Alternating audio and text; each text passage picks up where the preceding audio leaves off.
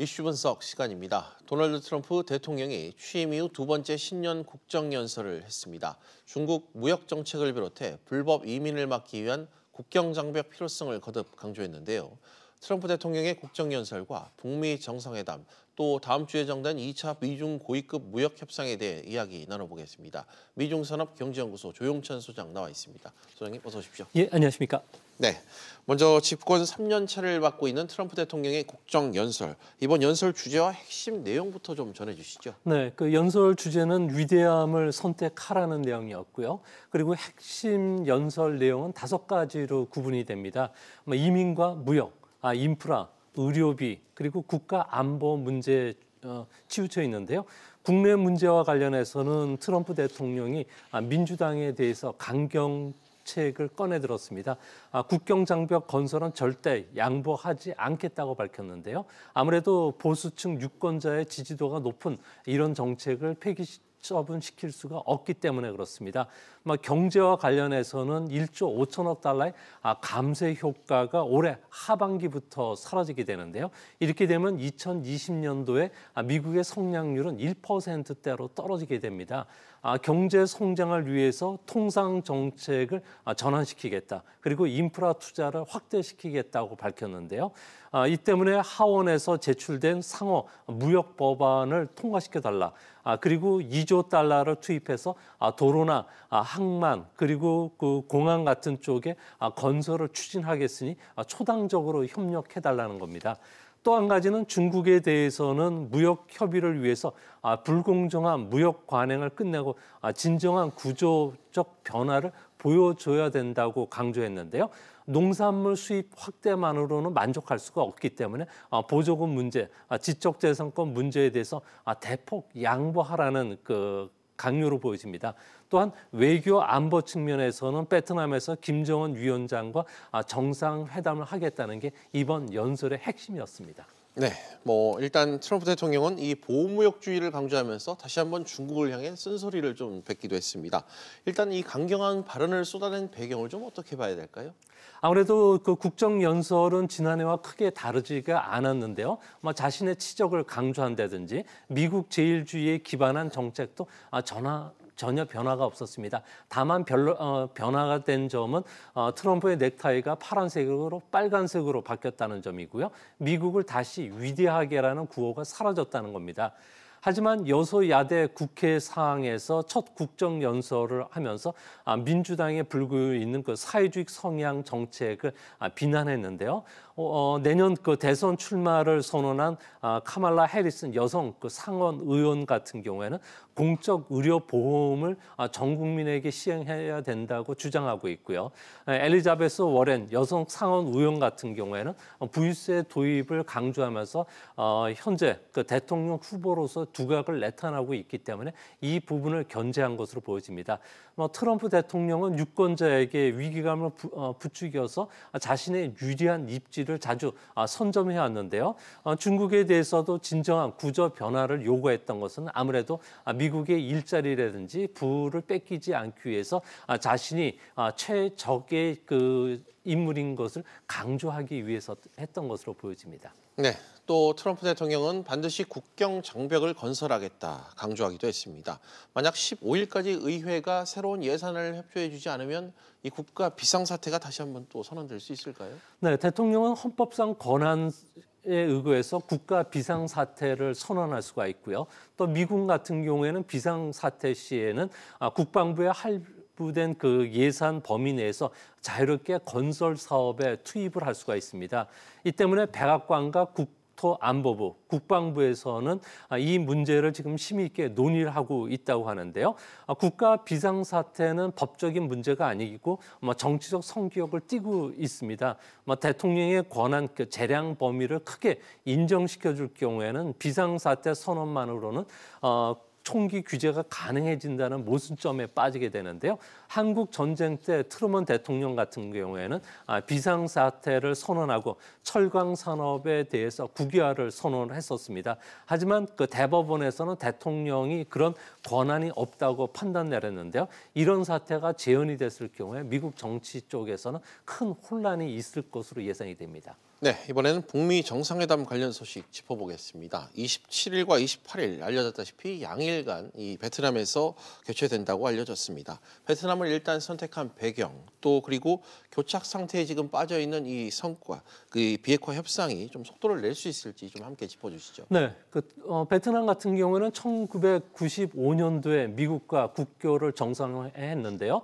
적대 관계를 청산한 뒤에는 비약적인 경제 발전을 이뤘다는 점에서는 아무래도 김정은 위원장이 보여주기 위한 내용인 것으로 보여집니다. 또 트럼프 대통령은 그 북한 비핵화에 대해서 역사적인 진전을 계속하겠다는 자신감을 내비쳤는데요.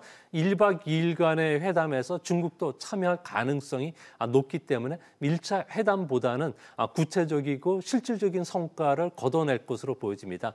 미국은 실질적인 비핵화 합의를 위해서 북한에 원하는 제재 플러스 알파 카드를 내밀 것으로 보여지는데요.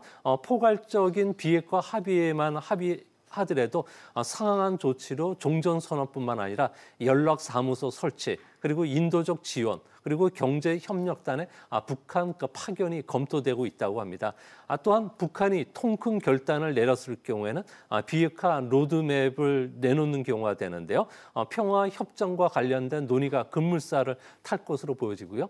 개성공단의 재가동뿐만 아니라 금강산 관광지계, 그리고 대규모 경제 원조 카드도 꺼내들 것으로 보여집니다. 네, 지난해 싱가포르 회담을 앞두고서도 좀 취소 직전까지 가는 변수가 좀 있었는데 이번 회담도 아직 3주간의 시간이 좀 있는데 돌발 변수 가능성은 없습니까?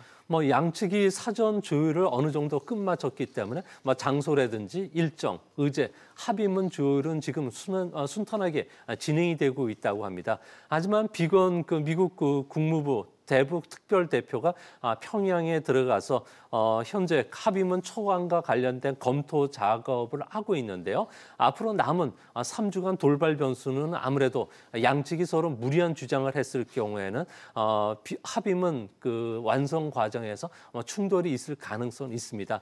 또 한 가지는 3월 말부터 키졸브 연습 훈련, 그리고 독수리 훈련이 예정이 되고 있기 때문에 북한이 이에 대해서 민감하게 반응할 수도 있겠고요. 또 한 가지는 시진핑 국가주석이 현재 북미 정상회담 과정에 등장하고 있기 때문에 새로운 변수가 될 가능성이 큽니다. 오히려 비핵화보다는 무역협상이라든지 종전선언과 같은 대형 이벤트 쪽에 흘러갔을 경우에는 대북 제재 완화와 관련된 부분들이 엉클어질 가능성도 있지 않을까 보여집니다. 네, 또 이 북미 정상회담을 전후해서 미중 정상회담도 추진되고 있다고 합니다. 문재인 대통령이 이렇게 되면 베트남 방문 가능성도 좀 배제할 수 없겠네요. 네, 아무래도 비핵화 로드맵과 관련된 이야기들이 나왔을 경우에는 한반도 평화 체제 구축을 위해서 종전 선언이라든지 평화 협정을 논의할 수가 있기 때문에 4자 종전 선언이 추진될 가능성은 배제할 수는 없는 사항입니다. 하지만 이런 최상의 시나리오가 일어날 가능성은 거의 제로 수준으로 보여지는데요. 아무래도 미국 같은 경우에는 핵무기를 북한이 완전히 포기하지 않을 것으로 지금 보고 있고요. 또한 비건 미국 특별 대표 같은 경우에도 정상회담 의제를 위해서 평양을 방문했기 때문에 비핵화와 상응한 조치와 관련된 획기적인 내용들이 나오기에는 조금 어려운 상황이 되지 않을까 보여집니다. 김정은 위원장 같은 경우에도 신년사에서 한반도 정전 체제를 평화 체제로 전환하기 위해서 다자 협상을 해야겠다고 이야기를 했던 만큼 앞으로 문 대통령의 베트남 방문 가능성 그렇게 높지는 않아 보입니다.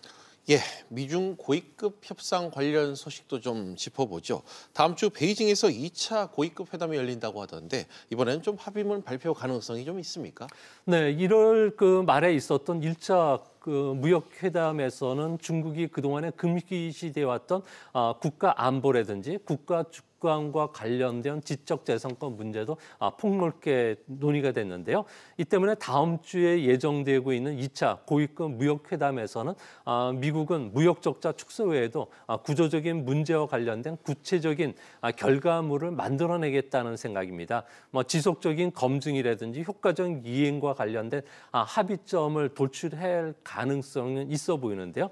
반면에 중국 같은 경우에는 합의가 쉬운 지적재산권을 모니터링하는 틀 정도만 합의해주고 일단 협상 타결을 선언할 가능성이 있습니다. 이에 충돌되는 부분과 관련해서는 정상회담에서 다루자고 할 가능성이 있기 때문에 중국 입장에서는 아무래도 합의문 작성에는 상당히 좀 난항을 겪지 않을까 보여집니다. 네, 미중 정상회담은 아직 언제 열릴지 또 장소는 발표되지 않고 있는 상황인 것 같습니다. 90일 휴전 시한도 아직 얼마 남지 않았는데 지금 상황이 좀 어떤가요? 아무래도 북미 정상회담 기간이라든지 전에 일어날 가능성이 크지 않을까 보여집니다. 중국 같은 경우는 3월 1일부터 그 양해가 시작이 되는데요.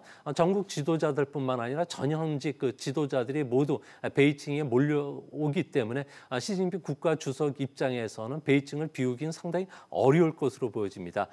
특히 시진핑 국가 주석 같은 경우는 북미 정상회담 기간에 참여하는 것이 아무래도 그 상당히 좀 유리하다고 보고 있는데요. 그 미국이 추진하고 있는 중국과의 북한과의 정상화 과정에서 중국 분리 움직임도 사전 차단할 수가 있겠고요. 또 무역 협상에서 어느 정도 양보를 하더라도 비핵화와 관련해서는 아무래도 정치적인 성과를 홍보할 수가 있기 때문에 그런 것으로 보여집니다. 알겠습니다. 정상회담 이 앞에 놓여 있는 양국 간의 또 화해 문제가 좀 관심사인데 향후 좀 어떻게 처리될지 또 이후 무역 협상 이후에 미국과 중국과의 관계는 좀 어떻게 될지 마지막으로 한 말씀 짚어주십시오. 네, 미 법무부 같은 경우는 멍앤조를 그 뉴욕 동부지방법원과 서부 연방법원에 기소를 했는데요. 미국 법원에서 유죄가 최종 확정이 됐을 경우에는 화해 같은 경우는 막대한 벌금을 부과받게 되고요. 이뿐만 아니라 수출 그 규제 조치 그리고 실질적인 영업활동 규제가 일어날 가능성이 크다고 합니다. 특히 멍원조 회장 같은 경우에도 최소 11년에서 14년 정도의 실형 판결뿐만 아니라 1억 달러의 벌금도 부과받게 되는데요. 특히 첨단 기술 제품과 관련되어서 절도 혐의가 인정이 됐을 경우에는 미국 금융 시스템에서 접근 금지가 내려질 가능성이 있고요. 이렇게 됐을 경우에 전 세계 판매도 중단될 가능성이 있습니다. 미국 같은 경우에는 지적재산권 침해 문제보다는 오히려 안보 측면에서 접근하고 있기 때문에 이번 사태는 중국 첨단 산업을 겨냥한 미국의 그 보복 카드로 지금 보여집니다. 알겠습니다. 지금까지 미중산업경제연구소 조용찬 소장과 이야기 나눠봤습니다. 소장님 오늘 말씀 고맙습니다.